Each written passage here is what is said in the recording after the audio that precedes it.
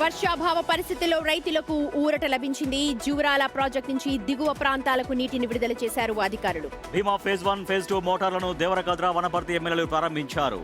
మోటార్లు ప్రారంభం తర్వాత పొలిటికల్ టర్న్ తీసుకుంది. కృష్ణా జలాలపై బీఆర్ఎస్ నేతలు ప్రజలను తప్పుదోవ పట్టిస్తున్నారు అంటున్న ఎమ్మెల్యేలతో మా ప్రతినిధి Shankar face to face.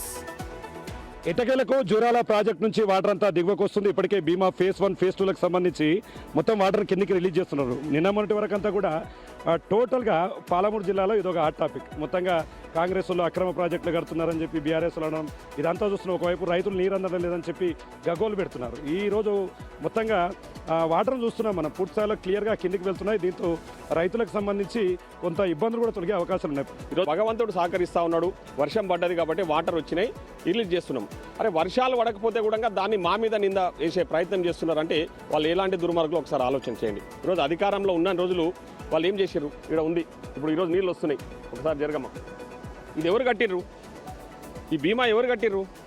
Congress ప్రభుత్వం కదా, కిరణ్ కుమార్ రెడ్డి గారు ముఖ్యమంత్రి గారు వారి చేతుల మీదుగా కదా ఈ పంప్ హౌస్ ఓపెన్ చేసుకున్నది. ఈరోజు ఈ నీళ్ళు వస్తున్నాయి. ఈ నీళ్ళ ఆయకట్టు దాదాపు ప్యాకేజ్ 27, ప్యాకేజ్ 15 కింద 49,000 ఎకరాల ఆయకట్టుకు నీళ్ళు ఎవరిస్తున్నారు? బీమా పంప్ హౌస్ కింద దాదాపు 2,70,000 ఎకరాల ఆయకట్టుకు నీళ్ళు అందుతున్నాయంటే జూరాల నుంచి వస్తున్న నీళ్లు అవి ఎవరు కట్టిన ప్రాజెక్టులు? కాంగ్రెస్ ప్రభుత్వం కట్టింది కదా.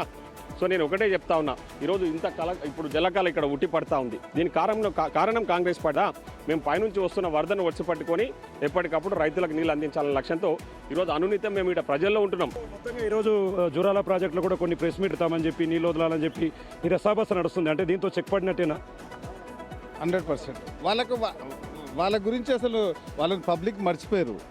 మీరే గుర్తు చేస్తున్నారు, ప్రెస్లో గుర్తు చేస్తున్నారు. వాళ్ళకి మర్చిపోయినారు. మేము ఉన్నామని చెప్పుకోవడానికి ఆ బీఆర్ఎస్ పార్టీ కేటీఆర్ హరీష్తో వాళ్ళ పెద్ద ఆయనతో చూడడానికి ఫొటోస్ పంపించి మేము దీనికి ఆడుకున్నాం, మేము కాదానికి ఆడుకున్నాం, పని పాట లేక తిరుగుతున్నారు వాళ్ళు. వాళ్ళ గురించి మాట్లాడాల్సిన అవసరం లేదు. 10 సంవత్సరాల్లో ఇప్పుడు నేను చెప్పిన వనపర్తి నియోజకవర్గానికి 50,000 ఎకరాలు భీమా, జూరాల అండ్ మన రామన్పాడు నుంచి నీళ్ళు వస్తాయి. దాంట్లో ఒక్క ఎకరా నిరంజన్ రెడ్డికి ఏం సంబంధం చెప్పండి. ఇది ఇక్కడ update. Camera person Nageswara Shankar, big TV, Wanaparthy జిల్లా నుండి.